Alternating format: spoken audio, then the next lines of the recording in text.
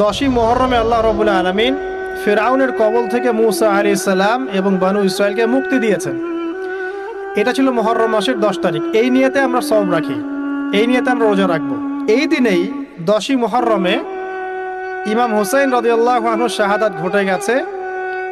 এটা প্রায় 60 কি 62 হিজরি থেকে ঘটনা। কথা কি বুঝতে পারছেন? আমরা বুঝাতে পারছি না। অনেক পরে এই দিনেই হুসাইন রাদিয়াল্লাহু আনহু শাহাদাতটা ঘটে গেছে। এই কারণে আমাদের মধ্যে একটা প্রচলন হয়ে গেছে যে হয়তোবা এই উদ্দেশ্যে এখানে রোজা রাখতে হয়। আসলে ব্যাপারটা এমন নয়। একটু ব্যাখ্যা করলে বুঝবেন, আমি ব্যাখ্যাটা করতে চাচ্ছি, না হলে আপনাদের ক্লিয়ার হবে না। আর এই বক্তব্যটা হয়তো অনলাইনে যাবে, তো আমি এই জায়গা থেকে আপনাদেরকে একটু ব্যাখ্যা করে শোনাচ্ছি। একটু খেয়াল করেন আমার দিকে।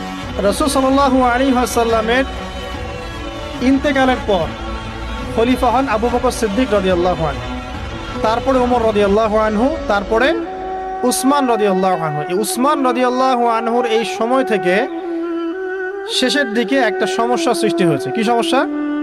উসমান রাদিয়াল্লাহু আনহুকে কিছু বিদ্রোহীরা হত্যা করেছিল। একটু বোঝার চেষ্টা করেন, ইতিহাস পড়তে কিন্তু অনেক সময় লাগে, আমি খুব অল্প সময় আপনাকে শেখাচ্ছি। উসমান রাদিয়াল্লাহু আনহুকে হত্যা করেছিল কিছু বিদ্রোহী, ঠিক আছে? যিনি নবী সাল্লাল্লাহু আলাইহি ওয়াসাল্লামের জামাই, 2 জন মেয়েকে বিয়ে করেছেন, জিন্নুরাইন, তাকে হত্যা করেছে কিছু বিদ্রোহী। এরপরে খেলাফতের দায়িত্বে আসেন আলী রাদিয়াল্লাহু আনহু। কে আসেন? আলী রাদিয়াল্লাহু আনহু। আলী রাদিয়াল্লাহু আনহু দায়িত্ব নেন এই মক্কা মদিনা এই জায়গাটুকুর উপরে। তার হাতে সাহাবা একরাম বায়াত করেন। কিন্তু ওই দিক বলতে বোঝাচ্ছি সিরিয়া, শামের দিকে, সেদিকের গভর্নর ছিলেন মুয়াবিয়া রাদিয়াল্লাহু আনহু। কি নাম?